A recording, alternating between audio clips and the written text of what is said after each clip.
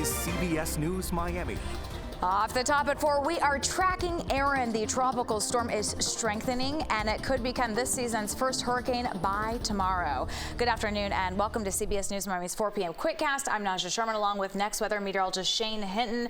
This is intensifying. The good news, it looks like it's going to dodge Florida. That's right. For now, South Florida and the eastern United States out of the path of potential impact. Let me go ahead and show you what we're tracking in regards to Erin. Right now, you're taking a look as it continues to approach closer and closer to the Lesser Antilles, and it is currently still a tropical storm. We get the next update at 5 o'clock from the National Hurricane Center, but we want to make sure you are staying in the loop on everything regarding this system. So here is a look at what we are tracking in regards to the latest forecast cone. Now, this was as of the 11 a.m. advisory. As you mentioned, Naja, expected to become our first hurricane in the Atlantic of the season by tomorrow, but then it's not stopping there. It's going to continue to intensify and potentially become our first major hurricane of the season by Sunday. Now, the forecast cone does currently keep the center of the system north of the Leeward Islands, but remember, the forecast cone does not show all the impacts. It just is talking about the track of the system. This forecast trend is still showing that northerly turn by the beginning of next week, which, as you can see, keeps South Florida and the eastern U.S. out of the potential of direct impact, but we will continue to monitor each and every update from the National Hurricane Center. In addition to that, we are monitoring the Bay of Campeche for some possible development of 40% chance, which could bring some tropical rain to portions of Mexico and South Texas. Let's bring things back here to South Florida. You will notice that feels like temperatures pretty toasty. 107 is what it currently feels like in Pompano Beach, 104 in Pembroke Pines, and upper 90s in Homestead. As we make our way throughout all of South Florida, you'll see maybe a few lucky places, if we can say that, in Homestead, feeling like it is in the upper 90s. As we take a look at the radar, we did see a few showers and storms develop, heard a few rumbles of thunder out in Doral earlier this afternoon, but right now, most, if any, activity is pushed out toward the west. A few light sprinkles west of Weston and then out in southwest Florida, and that will continue to be the trend through the evening. I'm not concerned with any shower or storm chances for your evening plans. Tomorrow, I see our rain chances even lower, about a 10% chance for some coastal showers for the morning and only a slim 10% chance, and then for the afternoon out over the Everglades. So you should be good to go. If you're heading out on the town tonight, 20% chance for some inland storms, partly cloudy conditions, and pretty toasty temperatures as well. Tomorrow morning, we'll wake up to a warm start, upper 70s to lower 80s, but just as a reminder, it's going to feel a lot warmer than that. For the afternoon tomorrow, we're still going to stay below heat advisory criteria, but, you know, it's going to be hot. Light colors, hydrating, loose-fitting clothing. We're not going to judge you if it's not that form-fitting, outfit for the day. My suit's maybe a little bit looser, let's be honest. As we take a look at your 7-day forecast, you'll notice that we will hold on to highs in the lower 90s over the weekend.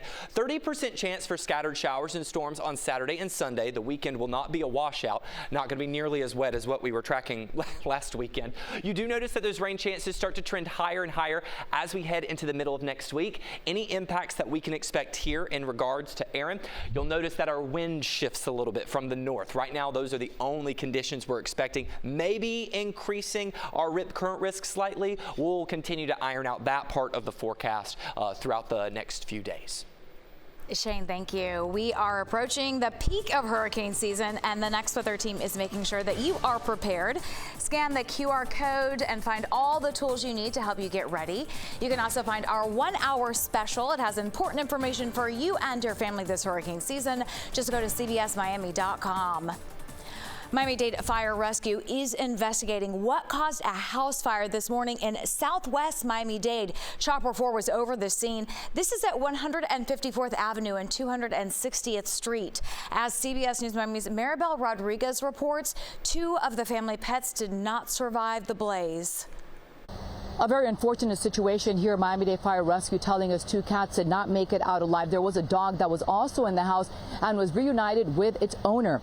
Miami-Dade Fire sending us these pictures of the dog while they gave it oxygen. Fortunately, the dog did survive.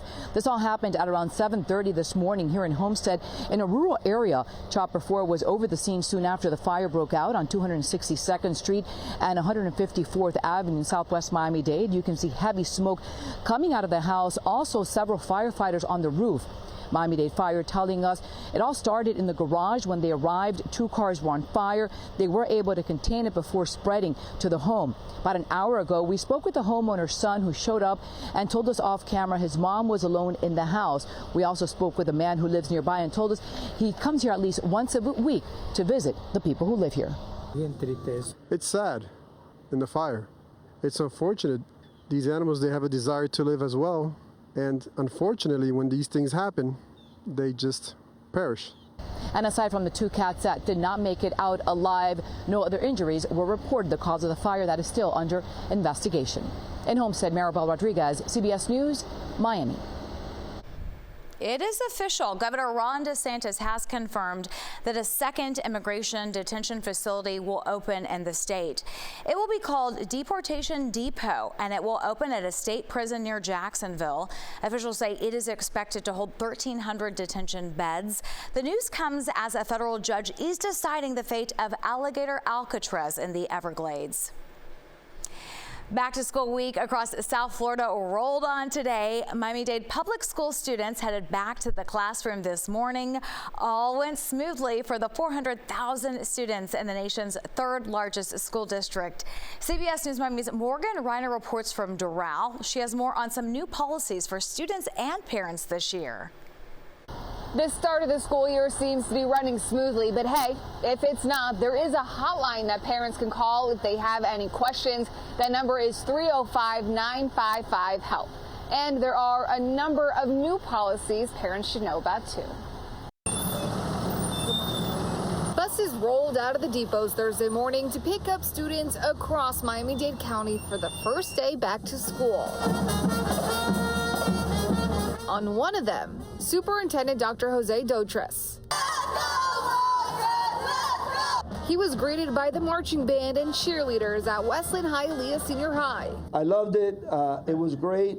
And the conversation that I had with the kids inside the bus was just phenomenal. Once inside, he made his way through classrooms. Can you tell me a little bit about you? What's your schedule like? This school year, there is a new statewide cell phone policy. Students can bring phones to school, but while they are in school, the phone has to be kept in the book bag. If your student is in high school, they can bring them out during instruction if the teacher gives permission. We have like 5 new innovative academic programs.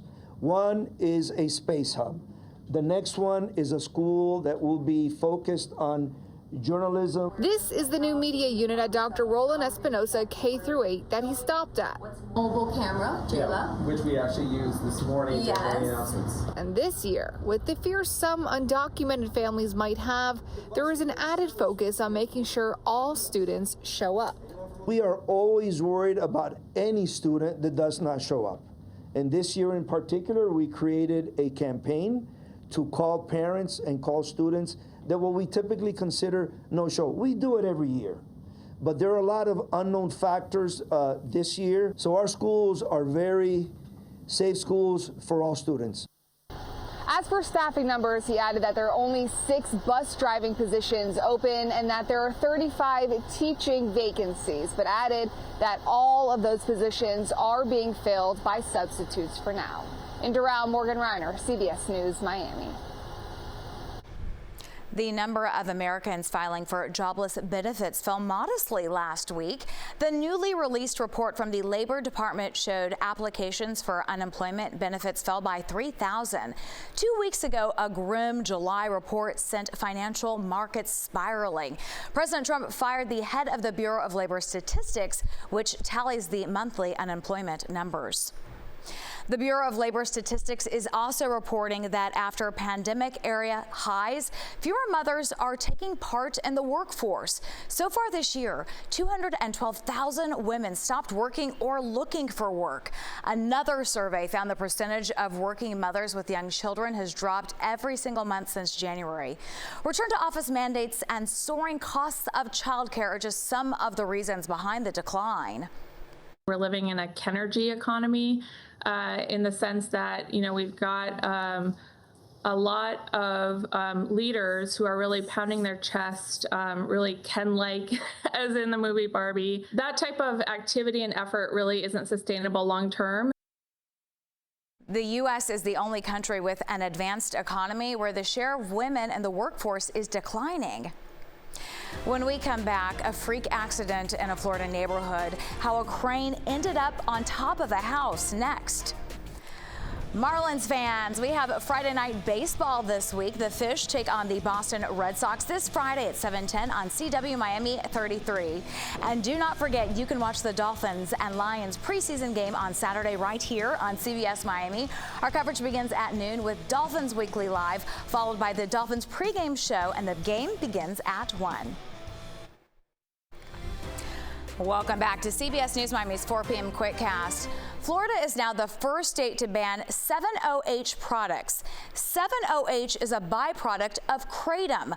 Kratom is available online and in smoke and vape shops. It acts like an opioid and has been dubbed legal morphine by researchers. The Florida Attorney General's announcement follows last month's recommendation by the Food and Drug Administration to do so nationwide. All products containing kratom are being classified as a Schedule I controlled substance statewide. On the Health Watch, according to a Gallup poll, fewer Americans are reporting that they drink alcohol, and this comes as belief grows that even moderate drinking is a health risk. The survey finds that 54% of U.S. adults say they drink alcoholic beverages less. That's the lowest in 90 years. 53% of adults now say moderate drinking is bad for their health, and that is up from 28% a decade ago. According to Gallup's data, even those who do drink are drinking less. We could soon see an increase in rocket launches at Cape Canaveral. President Trump signed an executive order. It eases many restrictions on commercial spaceflight companies, and that's something that could benefit Elon Musk and SpaceX. The order aims to increase commercial space launches by the end of the decade. And take a look at this unusual sight in a residential neighborhood not far from Cape Canaveral. A crane fell onto a house in Merritt Island. The crane was sitting on top of a water line. The weight crushed the line, causing the water to spew out and soften the ground underneath it. And that toppled the crane and caused it to fall over. It happened while a crew was trying to install a telephone pole. Fortunately, no one was hurt. That does it for your CBS News Miami Quickcast. I'm Nasha Sherman. Stay tuned for more news right here on CBS News Miami, and have a wonderful day.